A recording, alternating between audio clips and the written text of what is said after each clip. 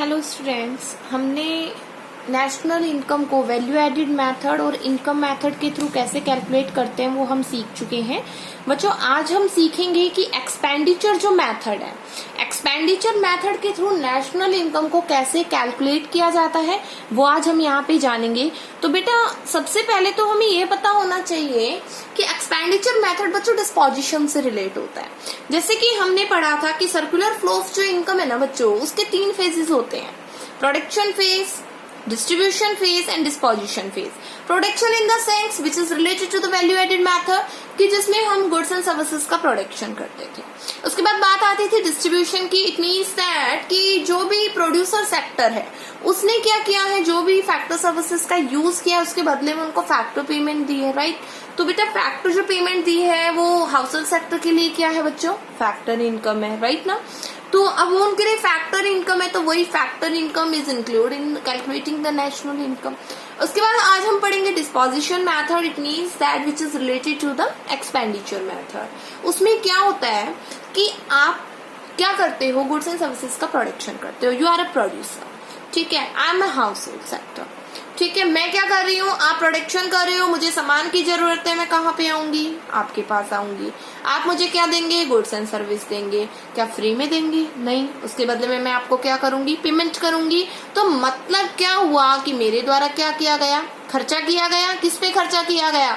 जो भी मैंने गुड्स एंड सर्विसेज को खरीदा उन पे क्या किया गया, खर्चा किया गया। क्या आपके द्वारा खर्चा किया गया? यस, आपके द्वारा भी किया गया। किस वे में किया गया बेटा? इन्वेस्टमेंट वे में किया गया। किस वे में किया? इन्वेस्टमेंट में किया। कैसे इन्वेस्टमेंट? क्या आपने गुड्स एंड सर्विसेज को नहीं बनाया, आपने गुड्स एंड सर्विसेज का प्रोडक्शन नहीं किया, आपने प्रोडक्शन किया बच्चों। जब ही तो क्या आया, हमारे पास क्या चीज आई, मैं खरीद पाई। अगर आप प्रोडक्शन नहीं करते तो क्या मेरे को गुड्स एंड सर्विसेज सेल कर देते? नहीं कर पाते ना। तो मेरे द्वारा खर्चा किया गया तो हाउस होल्ड एक्सपेंडिचर, और आपके द्वारा किया गया खर्चा इन्वेस्टमेंट एक्सपेंडिचर। तो बच्चों, ये चीज हम पढ़ेंगे कि इनके थ्रू इनकम कैसे जनरेट होती है और कैसे वो नेशनल इनकम में कैलकुलेट होती है, वो चीज आज हम यहाँ पे जानेंगे। तो देखिए, सबसे पहले मीनिंग आना चाहिए हर चीज का। तो मीनिंग में क्या है, in this method, national income measured in terms of the expenditure on final goods and services finally consumed by all 4 sector in an economy during an accounting year. इसने कहा एक्सपेंडिचर मेथड वो method होता है जहां पे national income को major किया जाता है। किस वे में? कि जो भी फाइनल गुड्स एंड सर्विसेज हैं जो फाइनली कंज्यूम किए जा रहे हैं, किसके द्वारा कंज्यूम किए जा रहे हैं, जो भी हमारे 4 सेक्टर इकोनॉमी के उनके द्वारा कंज्यूम किए जा रहे हैं इन वन अकाउंटिंग ईयर में, तो उनके द्वारा नेशनल इनकम को मेजर किया जाता है। उनके एक्सपेंडिचर के बेसिस पे नेशनल इनकम को मेजर किया जाता है। तो बच्चों, on the basis of the expenditure method we measure the final expenditure. इसने कहा कि एक्सपेंडिचर मेथड के थ्रू जब आप नेशनल इनकम को निकालते हो ना, तो सबसे पहले आप क्या निकालोगे बच्चों, फाइनल एक्सपेंडिचर को मेजर करोगे। और वो फाइनल एक्सपेंडिचर कौन सा होता है, जो किस पे किया जाता है, gross domestic product at market price, GDP. Gross domestic product at market price के वे में हमें पता चलता है कि हमारी इकोनॉमी में फाइनल एक्सपेंडिचर कितना हुआ है। उसके लिए हमें क्या निकालना पड़ता है बच्चों, जीडीपी एट मार्केट प्राइस। क्या निकालना पड़ता है, जीडीपी एट मार्केट प्राइस, और 1 साल के अंदर निकालना पड़ता है, ठीक है। तो जैसे कि आपको पता है जीडीपी मार्केट प्राइस क्या होता है, कि gross domestic product at market price is the market value और final goods and service produce in our economy during an accounting year, right. तो वही है, उनको प्रोड्यूस करने में जो खर्चा आया, ठीक है, उस पे जो फाइनली एक्सपेंडिचर हुआ, that is a part of the national income. उसके थ्रू हम क्या निकालते हैं, नेशनल इनकम निकालते हैं। क्यों इनकम, क्यों? क्योंकि आपको पता है एक का खर्चा दूसरे की क्या होता है, इनकम होता है। और इंटरसेक्टरल फ्लोज के बारे में तो हमने पढ़ा ही था, जिसमें इंटरडिपेंडेंसी पढ़ी थी हमने, कि एक सेक्टर दूसरे सेक्टर के ऊपर बच्चों डिपेंड होता है। एक्सपेंडिचर मेथड देखिए क्या है बच्चों, एक्सपेंडिचर मेथड जब कभी भी क्वेश्चन में आता है कि एक्सपेंडिचर मेथड के थ्रू ना नेशनल इनकम को निकालिए, तो आपको ज्यादा कुछ सोचना नहीं है। एक्सपेंडिचर मेथड के थ्रू आप क्या निकाल दोगे, जीडीपी एट मार्केट प्राइस निकाल दोगे, ठीक है। क्या निकाल दोगे, जीडीपी एट मार्केट प्राइस आप निकाल दोगे। अगर क्वेश्चन में आता है कि एक्सपेंडिचर मेथड के थ्रू क्या निकालिए, नेशनल इनकम को निकालिए, तो सबसे पहले क्या निकालेंगे आप, जीडीपी एट मार्केट प्राइस निकालेंगे। क्लियर है?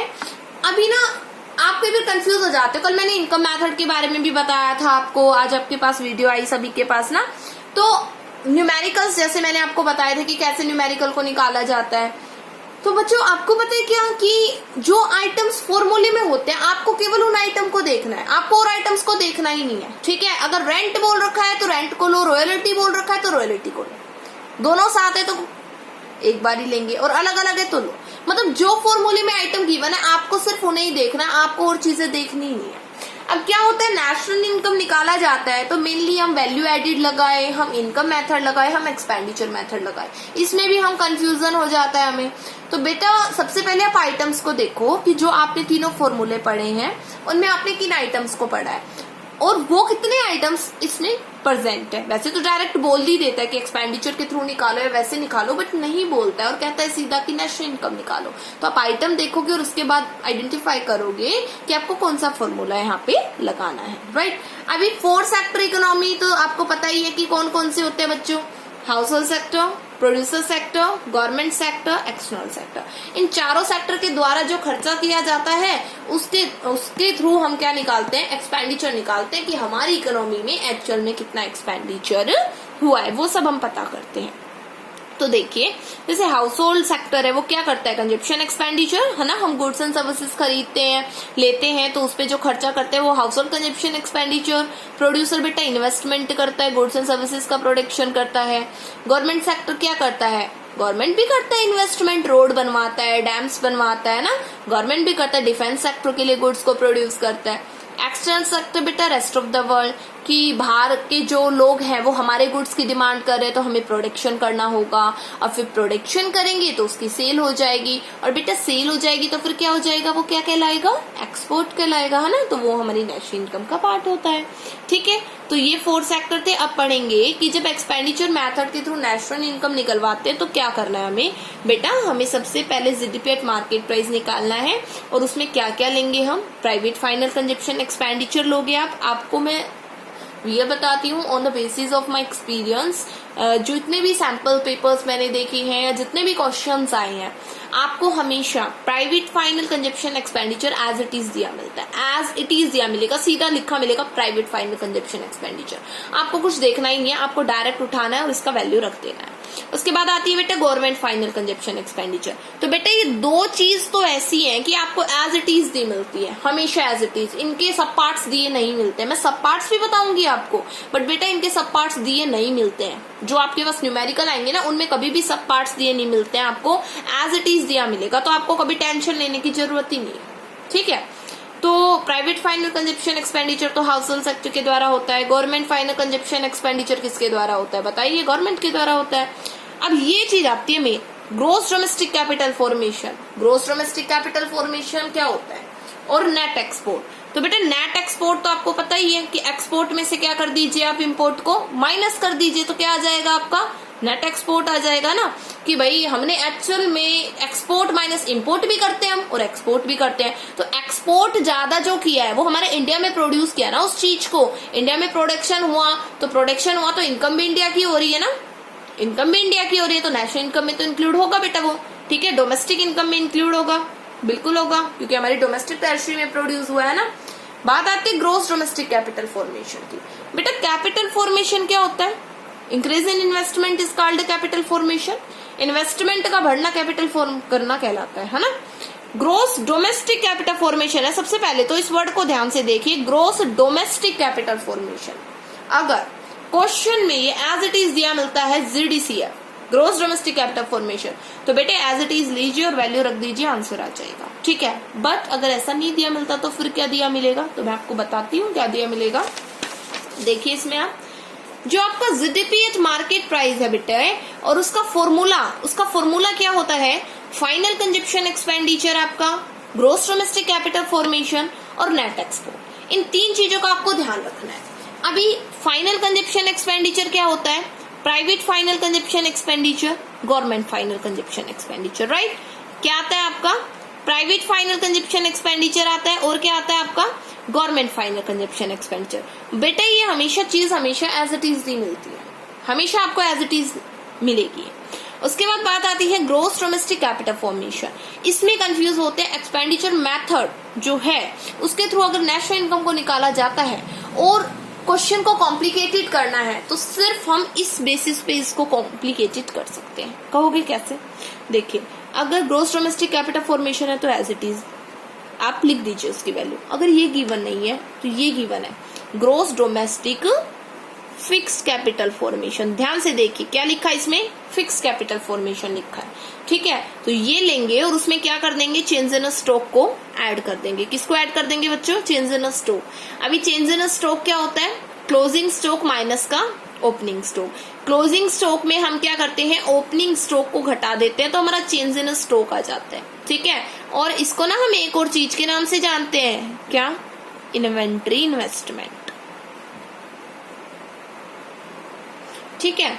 तो gross domestic fix capital formation में इन्वेंट्री इन्वेस्टमेंट या चेंज इन स्टॉक को ऐड कर देंगे तो ग्रॉस डोमेस्टिक कैपिटल फॉर्मेशन आ जाएगा। और नेट एक्सपोर्ट तो बहुत आसान है, दे रखा है तो एज इट इज लिख दीजिए, नहीं दे रखा तो एक्सपोर्ट इंपोर्ट दिया मिलेगा, एक्सपोर्ट में से इंपोर्ट को घटा दीजिए, ठीक है। तो आपका आ जाएगा। और खाली एक्सपोर्ट दिया मिले तो जोड़ दीजिए और इंपोर्ट दिया मिले तो घटा दीजिए, ठीक है। तो ये था आपका बच्चों।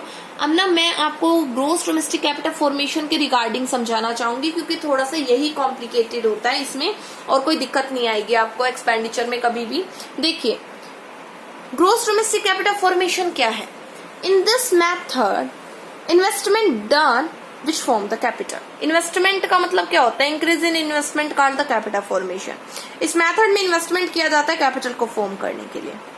इन्वेस्टमेंट जो है वो हमारी सरकार भी करती है और प्राइवेट सेक्टर के लोग भी करते हैं, नो डाउट, है ना। प्राइवेट सेक्टर के लोग भी करते हैं और हमारी गवर्नमेंट भी करती है, इतनी बात मानते हो आप, ठीक है। तो ये तो क्या है कि इन्वेस्टमेंट है। अब गवर्नमेंट किस वे में करती है और प्राइवेट सेक्टर के किस वे में, वो जानते हैं हम, ठीक है। तो अगर आपको क्वेश्चन में gross domestic fix capital formation दिया मिले तो बहुत अच्छी बात है, आप एज इट इज लिख देंगे।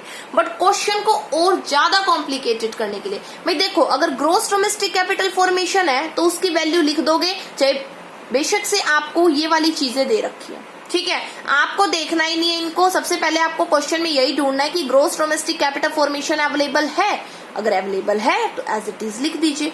बट अगर ये अवेलेबल नहीं है तो फिर देखिए क्या gross domestic fix capital formation available है तो उसको लिख दीजिए। बट खाली इससे तो काम नहीं चलेगा, इसके लिए आपको इन्वेंट्री इन्वेस्टमेंट भी चाहिए। तो इन्वेंट्री इन्वेस्टमेंट की वैल्यू लेके और जोड़ दीजिए, आ जाएगा gross domestic capital formation. But अगर ये भी नहीं है तो फिर मैं क्या करूं, तो क्या है इसके सब पार्ट्स मिलेंगे। जैसे हमने कल करा था इनकम मेथड में कि प्रॉफिट के सब पार्ट्स होते हैं ना, कॉर्पोरेट टैक्स होता है, डिविडेंड होता है, कॉर्पोरेट सेविंग होता है, पढ़े थे। ऐसे इसके भी सब पार्ट्स होते हैं। तो बेटा इसके सब पार्ट्स क्या है, gross business fix investment, gross business fix investment की वैल्यू दी मिलेगी, ठीक है। जैसे कि मान लीजिए ग्रॉस बिजनेस फिक्स इन्वेस्टमेंट वो इन्वेस्टमेंट होता है जो प्रोड्यूसर के द्वारा किया जाता है, किसके लिए, मशीन को खरीदने के लिए, फिक्स एसेट्स को खरीदने के लिए जो खर्चा किया जाता है, कैपिटल एक्सपेंडिचर, वो ग्रॉस बिजनेस फिक्स इन्वेस्टमेंट के नाम से जाना जाता है। उसके बाद gross residential construction investment, private जो लोग हैं हमारे जैसे जो हाउस होल्ड सेक्टर के लोग हैं, वो अगर घर बना रहे हैं, बिल्डिंग बना रहे हैं, ठीक है, फ्लैट बना रहे हैं, तो वो भी खर्चा किस में आएगा, ग्रॉस बिजनेस फिक्स इन्वेस्टमेंट में आएगा। अगर ये ना दे रखा हो ग्रॉस बिजनेस फिक्स इन्वेस्टमेंट और ये वैल्यू दे रखी हो तो ये लेंगे, और अगर ये दे रखा हो ग्रॉस डोमेस्टिक फिक्स इन्वेस्टमेंट दे रखा हो तो क्या करेंगे, तो बेटा ये ग्रॉस बिजनेस फिक्स इन्वेस्टमेंट के ही पार्ट है, ठीक है। तो अगर मान लीजिए ये दे रखा है और ये नहीं दे रखा तो ये लेंगे, और अगर ये दे रखा है ये नहीं दे रखा तो फिर देखना ही नहीं है इसको। तो क्योंकि सबसे पहले तो हमें क्वेश्चन में यही देखना है कि gross domestic fix capital formation available है तो एज इट इज लिख दो, और मोस्टली आपको दिया मिलेगा, इतना कॉम्प्लिकेटेड नहीं करते हैं क्वेश्चन को। बट फिर भी अगर कर दें तो आपको ये चीजें दी मिलेंगी, आपको ये चीजें उठा के रख देनी है और जोड़ देना है, ठीक है। आपका ग्रॉस डोमेस्टिक कैपिटल फॉर्मेशन आ जाएगा फिर उससे। या फिर आपको कह दे भाई जैसे रेजिडेंशियल हाउस कंस्ट्रक्शन किया गया, उस पर खर्चा किया गया, तो वो किसका पार्ट हो जाएगा, gross domestic fix capital formation का पार्ट हो जाएगा। फिर अगर पब्लिक इन्वेस्टमेंट हो रहा है, मतलब गवर्नमेंट कर रही है, इन्वेस्ट कर रही है, हॉस्पिटल बनवा रही है, स्कूल बनवा रही है, रोड बनवा रही है, डैम्स बनवा रही है, तो बेटा वो भी इन्वेस्टमेंट है, तो वो किसका पार्ट हो जाएगा, gross domestic fix capital formation का। इन चीजों की तरफ ध्यान हम जब ही देते हैं जब हमें क्वेश्चन में या तो gross domestic capital formation given नहीं होता या फिर हमें gross domestic fix capital formation given नहीं होता, तो उस केस में हमें इन 3 आइटम को याद रखना पड़ता है कि इनके एब्सेंस में ये लेने होंगे। फिर इन्वेंट्री इन्वेस्टमेंट, तो बेटे इन्वेंट्री इन्वेस्टमेंट तो हमेशा आएगा ही, क्योंकि इन्वेंट्री इन्वेस्टमेंट का मतलब होता है change in stock. Change in stock मतलब क्लोजिंग स्टॉक दिया मिलेगा और ओपनिंग स्टॉक। तो क्लोजिंग में से ओपनिंग को घटा देंगे आप, तो आपका इन्वेंट्री इन्वेस्टमेंट आ जाएगा। तो ये तो था एक्सपेंडिचर मेथड, जो बहुत अच्छे से समझ में आ गया होगा आपको। नेट एक्सपोर्ट अगर दे रखा है तो वेल एंड गुड, और अगर नहीं दे रखा है तो क्या करेंगे, एक्सपोर्ट में से इंपोर्ट को घटा देंगे, तो आपका आ जाएगा। तो हमेशा याद रखना, एक्सपेंडिचर मेथड के थ्रू क्या निकल के आता है, जीडीपी एट मार्केट प्राइस निकल के आता है, और फिर उसको हम नेशनल इनकम में कन्वर्ट कर लेते हैं। वो आपको बहुत अच्छे से आता है, ठीक है। अब इसके रिगार्डिंग हम पढ़ेंगे प्रिकॉशंस, कि इसकी प्रिकॉशंस क्या है। जैसे हमने वैल्यू एडिड की भी करी, इनकम मेथड की भी करी, अब हम एक्सपेंडिचर मेथड की करेंगे कि प्रिकॉशंस क्या है, किन किन बातों का ध्यान रखना चाहिए आइटम को लेते वक्त। तो देखिए इसमें क्या है आपके, expenditure on final goods and services. बिल्कुल, अगर हाउस होल्ड सेक्टर के द्वारा गुड्स एंड सर्विसेज को खरीदने पे जो खर्चा किया जा रहा है वो नेशनल इनकम का पार्ट होगा क्या, वो नेशनल इनकम में इंक्लूड होगा, yes it will be include in the national income, yes वो होगा। उसके बाद expenditure on second hand good, second hand good को खरीदने में आप जो खर्चा कर रहे हैं क्या वो नेशनल इनकम में इंक्लूड होगा, no it never be include. क्यों नहीं होगा, क्योंकि जब वो प्रोड्यूस हुआ तो उसकी वैल्यू एड हो चुकी है। एक्सपेंडिचर ऑन कमीशन, अगर आपने कोई कमीशन को कमाने के लिए कोई सर्विस ऐड करी है उसमें, तो क्या उस कमीशन को आपने कमाया वो नेशनल इनकम में इंक्लूड होगा। और उस पर खर्चा किया सर्विस और रेंडर करने के लिए, उस पर क्या वो नेशनल इनकम में इंक्लूड होगा। क्यों, क्योंकि कमीशन को अर्न करने के लिए आपने सर्विस को रेंडर्ड किया है, तो वो नेशनल इनकम में इंक्लूड होगा। Expenditure on share and bonds not include because these are mere paper claims, मतलब कि शेयर्स और बॉन्ड्स जो है कंपनी के द्वारा बिकवाए जाते हैं तो कुछ फ्लोटिंग कॉस्ट आती है, ठीक है, पेपर वगैरह की जो कॉस्ट होती है, तो वो सब नेशनल इनकम में इंक्लूड नहीं होती क्योंकि वो पेपर क्लेम्स होते हैं। बट अगर आपने अंडरराइटर को हायर किया है, आपने ब्रोकर को हायर किया है, तो भाई ब्रोकर तो ब्रोकरेज लेगा, अंडरराइटर कमीशन लेगा। उन्होंने आपको फैक्टर सर्विस दी है, फैक्टर सर्विस के बदले में आपने उनको पेमेंट करी एज ए कमीशन और ब्रोकरेज, राइट, तो भाई वो तो नेशनल इनकम में इंक्लूड होगा, वो तो होगा क्योंकि वो तो फैक्टर इनकम का पार्ट है ना। एक्सपेंडिचर ऑन इंटरमीडिएट गुड्स नहीं होगा इंक्लूड, इंटरमीडिएट गुड्स नहीं होगा, क्यों, क्योंकि डबल काउंटिंग की प्रॉब्लम हो जाएगी। Expenditure on transfer payment, expenditure on transfer payment मतलब कि ट्रांसफर इनकम नहीं होता। स्कॉलरशिप दे रही है सरकार, ओल्ड एज पेंशन दे रही है, ये खर्चा इंक्लूड होगा सरकार के खर्चे में, नहीं होगा। क्यों, क्योंकि ये वन साइडेड पेमेंट है। Imputed expenditure on on account production, like आप गेहूं का प्रोडक्शन कर रहे हो या फिर आप घर बना रहे हो, ठीक है, रेंट पर्पज से, तो आपने प्रोडक्शन किया तो उसी प्रोडक्शन में से आपने कुछ रख लिया, ठीक है, अपने पास रख लिया, तो वो जो खर्चा किया आपने प्रोडक्शन पे, तो क्या वो नेशनल इनकम में इंक्लूड होगा, यस वो होगा, क्योंकि आपने प्रोडक्शन किया और हर प्रोडक्शन की एक वैल्यू होती है, तो वो नेशनल इनकम में इंक्लूड होगा। तो ये कुछ प्रिकॉशंस थी जो हमें ध्यान रखनी है एक्सपेंडिचर मेथड के थ्रू। आपको मैंने फॉर्मूला समझा दिया अच्छे से एक्सपेंडिचर मेथड का, कि हमेशा एक्सपेंडिचर मेथड के थ्रू बच्चों क्या निकल के आता है, जीडीपी एट मार्केट प्राइस निकल के आता है।